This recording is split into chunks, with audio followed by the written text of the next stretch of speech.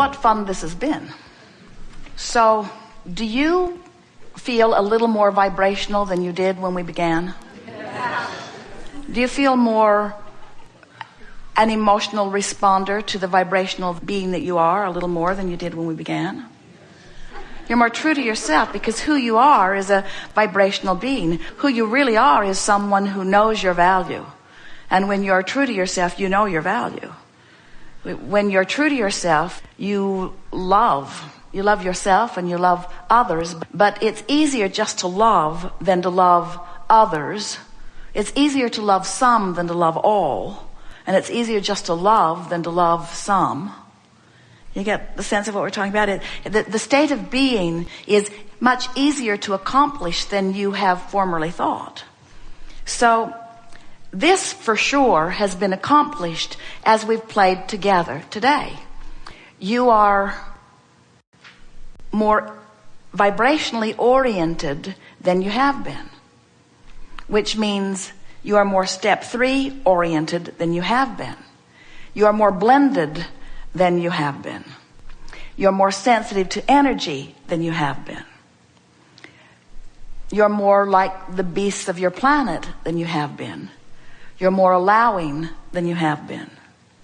You're more in tune with who you really are than you have been. So you feel better than you usually feel. You're more articulate than you have been. You're more fun than you have been.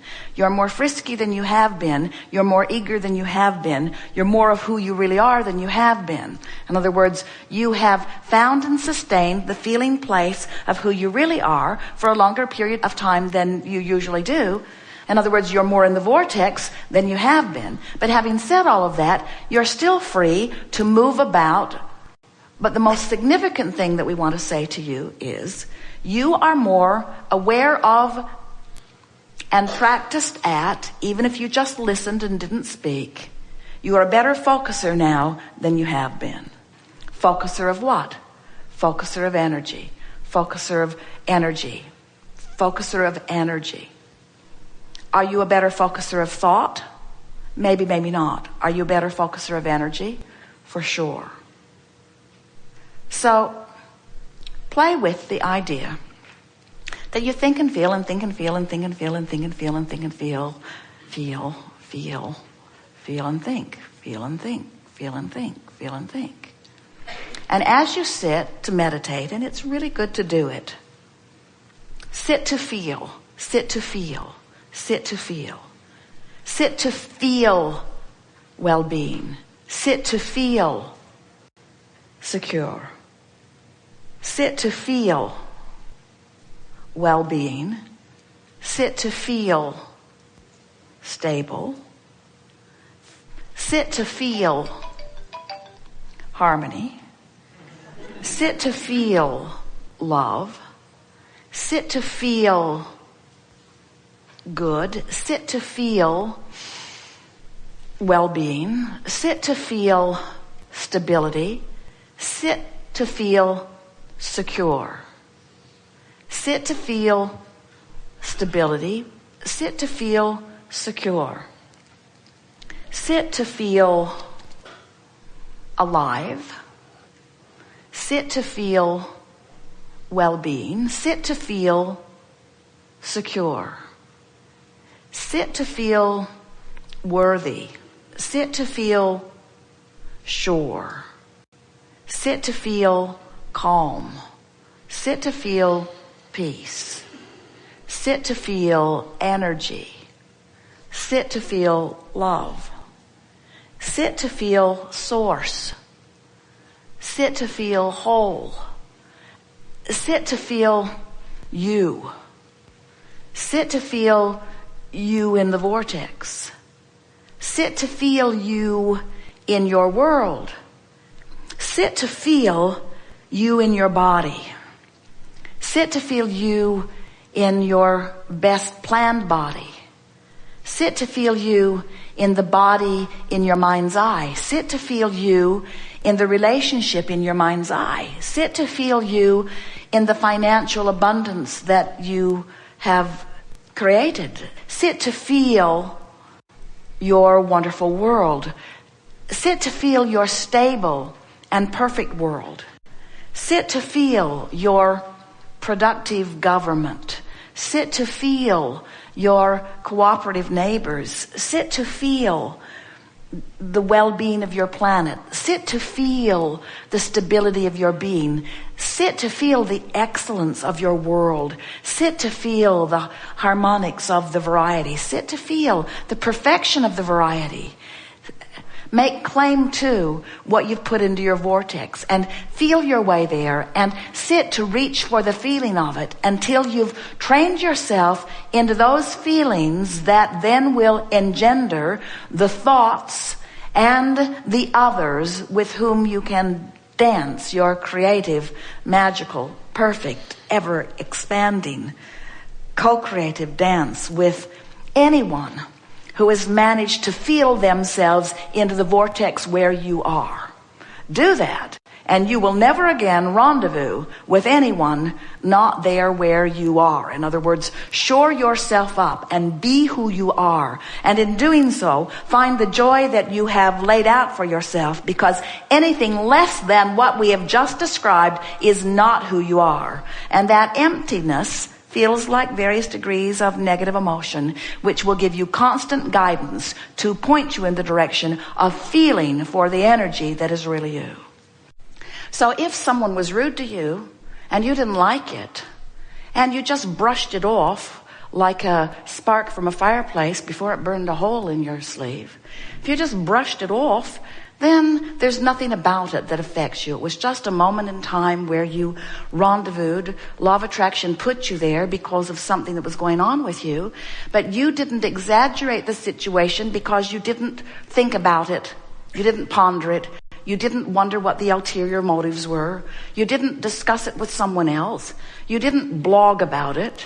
You didn't email. You didn't write an article about it. You didn't put it in your journal. You didn't write it in your diary. You didn't make a computer note of it. You didn't make a captain's log of it. You didn't say, for all to remember from this point forward, on this day, that person was rude to me and I didn't like it. You didn't make a big deal about it, and because you didn't make a big deal about it, you didn't practice the vibration of it, and so you've brushed it off. And now, if you just brushed it off, then someone pretty much like that is going to show up pretty often in your experience, because there's something going on in your vibration that attracts people like that showing up in your experience. They won't come more and they won't come less. They'll keep coming just like they've been coming, because it happened and you just brushed it off. But if it happened and it made you feel bad and you pondered it for a moment, during the first few seconds of that, you launched a few rockets into your vortex of creation.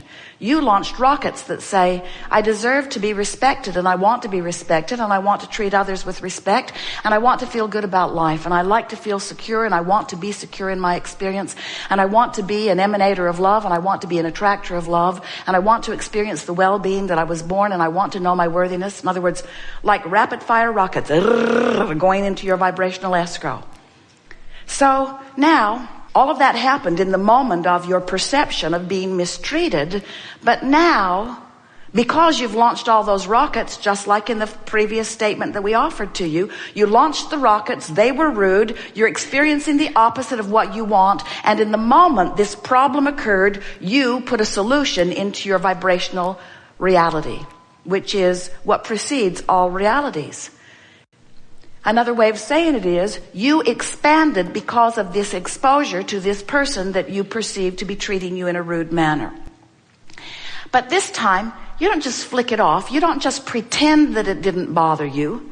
This time, you acknowledge that hurt. I felt negative emotion, which means I've got a habit of attraction that doesn't mesh with the pattern of attraction that I would like to be. In other words, I'm attracting rude people. It happens every now and again. I must have something in the mix of me that could be cleaned up, that would then leave me in a better creative stance. So you don't brush it off and you don't make it worse. You make it better. You give them the benefit of the doubt. You say something like, this wasn't personal. Their rudeness was emanating from their disconnection. And I rendezvoused with it because I'm a vibrational match to it, but I don't want to be. I don't want to be a vibrational match to rudeness because I'm mostly nice, and most people I know are nice. And we want to get along, and we don't need everybody to behave in exactly the same way for us to get along. I want to be a liver of unconditional love. I want to be able to look at people, and when they're rude, I want to love them and think to myself, not necessarily engage them in conversation. I want to think to myself, you're having a hard day, and I wish a better day for you.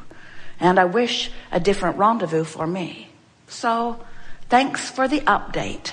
Thanks for the update about my vibrational stance. And thanks for helping me focus more specifically in the direction of who I really am and who you really are and what I really want and what you really want. Thanks for the update. And now, because of this encounter, you shifted your vibration. Your point of attraction has changed. You now have far less probability of running into somebody like that again. In other words, you're going to have to go looking for it to find something like that.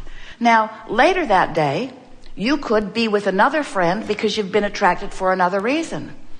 You could have already had a previous engagement. So you sit down, you're having a conversation, you're enjoying them. You notice a little furrow in their brow. You wonder what's wrong. They psychically pick up on your wondering. They read your body language. They see you as someone who's empathetic. And they think, this is someone that I can reveal to. And then they say, something very troubling happened to me. Now, you could flick it off. You could flick it off. You could get up from the table and run away fast.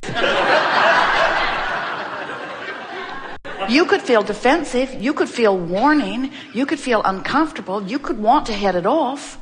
Or you could let it come as a consequence of your natural attraction. You could let this person vent to you, because in the venting of this person's problem, in the moment of the activation of the problem, you are going to launch an equal and equivalent solution.